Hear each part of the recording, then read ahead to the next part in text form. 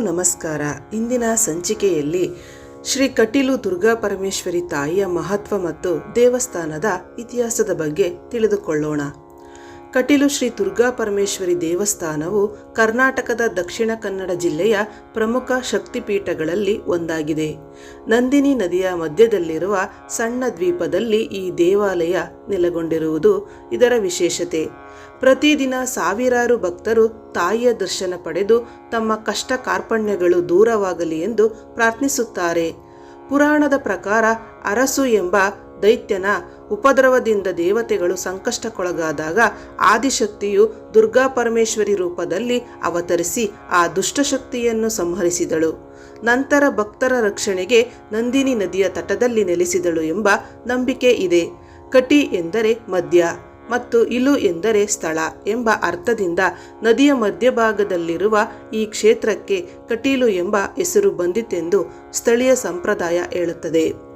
ಕಟೀಲು ದುರ್ಗಾ ಪರಮೇಶ್ವರಿ ತಾಯಿಯನ್ನು ಕರುಣಾಮಯಿ, ಅಭಯದಾಯಿನಿ ಮತ್ತು ಭಕ್ತರ ಇಷ್ಟಾರ್ಥಗಳನ್ನು ಈಡೇರಿಸುವ ಜಗನ್ಮಾತೆಯಾಗಿ ಆರಾಧಿಸಲಾಗುತ್ತದೆ. ಸಂತಾನ ಭಾಗ್ಯ, ಆರೋಗ್ಯ, ವಿದ್ಯೆ, ಉದ್ಯೋಗ, ಕುಟುಂಬದ ನೆಮ್ಮದಿ ಹಾಗೂ ಆರ್ಥಿಕ ಪ್ರಗತಿಗಾಗಿ ಭಕ್ತರು ವಿಶೇಷ ಪೂಜೆ, ಸೇವೆ ಮತ್ತು ಹರಕೆಗಳನ್ನು ಸಲ್ಲಿಸುತ್ತಾರೆ. ಈ ಕ್ಷೇತ್ರದಲ್ಲಿ ಪ್ರತಿದಿನ ನಿತ್ಯ ಪೂಜೆಗಳು, ಅಲಂಕಾರ ಸೇವೆಗಳು ಮತ್ತು ವಿಶೇಷ ಆರಾಧನೆಗಳು ನಡೆಯುತ್ತವೆ. ನವರಾತ್ರಿ, ಆಷಾಢ ಮಾಸ, ಚೈತ್ರೋತ್ಸವ ಹಾಗೂ ಇತರ ಉತ್ಸವಗಳ ಸಂದರ್ಭದಲ್ಲಿ ದೇವಾಲಯವು ಭಕ್ತರಿಂದ ಕಿಕ್ಕಿರಿದು ತುಂಬಿರುತ್ತದೆ.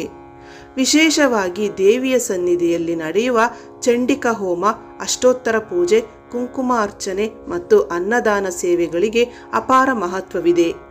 ಕಟೀಲು ದುರ್ಗಾ ಪರಮೇಶ್ವರಿ ತಾಯಿಯ ದರ್ಶನವು ಭಕ್ತರಲ್ಲಿ ಧೈರ್ಯ, ಆತ್ಮವಿಶ್ವಾಸ ಮತ್ತು ಭಕ್ತಿಭಾವವನ್ನು ಹೆಚ್ಚಿಸುತ್ತದೆ ಎಂಬ ನಂಬಿಕೆ ಇದೆ.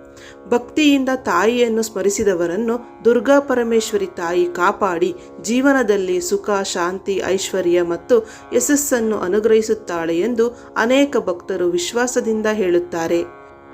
ನೋಡಿದ್ರಲ್ಲ ವೀಕ್ಷಕರೇ, ನಮ್ಮ ಕಟೀಲು ದುರ್ಗಾ ಪರಮೇಶ್ವರಿ ದೇವಿಯ ದೇವಸ್ಥಾನದ ಮಾಹಿತಿ.